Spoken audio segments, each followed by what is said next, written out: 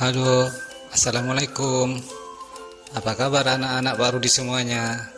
Semoga kalian semua selalu dalam keadaan sehat dan tetap semangat belajar ya. Pada saat ini, kita akan belajar tentang materi perkembangbiakan pada hewan. Pengertian perkembangbiakan. Perkembangbiakan adalah proses reproduksi atau pembentukan keturunan pada makhluk hidup. Perkembangbiakan pada hewan dibagi menjadi dua, yaitu perkembangbiakan secara vegetatif dan perkembangbiakan hewan secara generatif. Perkembangbiakan hewan vegetatif adalah proses reproduksi hewan yang tidak melibatkan sel kelamin jantan dan sel kelamin betina, melainkan memperbanyak diri melalui pemisahan diri atau pembelahan sel. Proses perkembangbiakan vegetatif umumnya terjadi pada hewan-hewan yang memiliki kemampuan regenerasi tubuh yang tinggi, seperti cacing dan ubur-ubur. Perkembangbiakan hewan secara generatif adalah proses reproduksi yang melibatkan sel kelamin jantan dan sel kelamin betina untuk menghasilkan keturunan. Proses ini penting dalam mempertahankan kelangsungan hidup spesies hewan.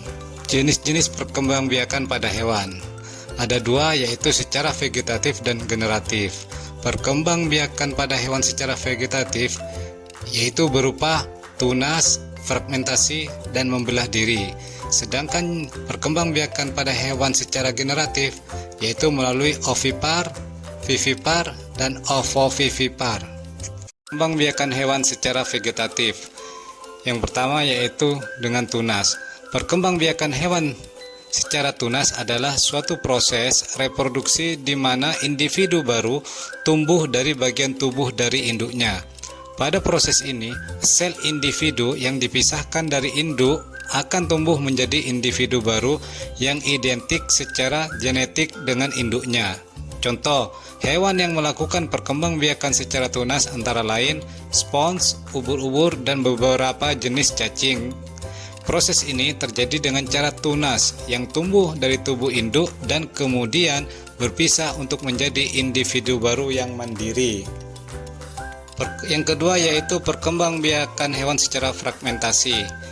Jenis perkembangbiakan fragmentasi ini biasanya melalui atau dengan cara memutuskan bagian tubuh tertentu yang akan menjadi organisme baru yang mirip dengan induknya. Contoh, cacing pipih, ubur-ubur, dan bintang laut.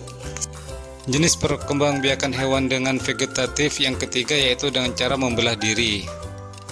Jenis perkembangbiakan dengan cara membelah diri ini biasanya dilakukan dengan cara membelah tubuhnya menjadi dua bagian sama besar dan yang akan menjadi individu baru. Contoh, amoeba. Perkembangbiakan hewan yang selanjutnya yaitu secara generatif. Yang pertama yaitu perkembangbiakan hewan dengan ovipar atau bertelur. Perkembangbiakan secara ovipar atau bertelur ini adalah suatu cara perkembangbiakan di mana hewan bertelur untuk menghasilkan keturunan. Ciri-ciri hewan ovipar.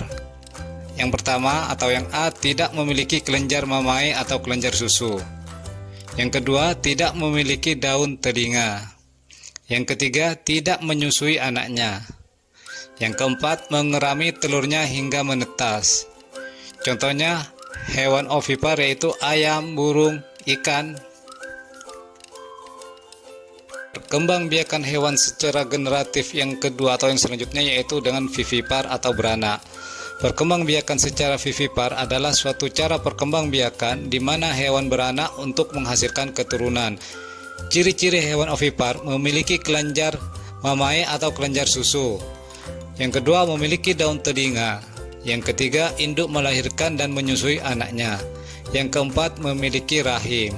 Contoh, hewan vivipar yaitu kucing, sapi, kambing, dan lainnya.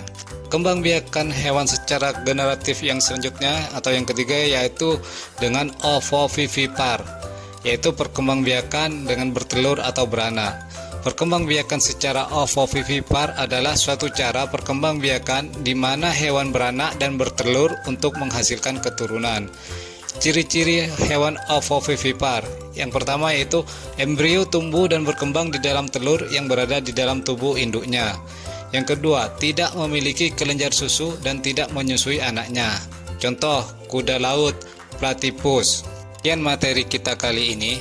Semoga materi kali ini akan bermanfaat untuk kalian. Terus belajar dan tetap semangat.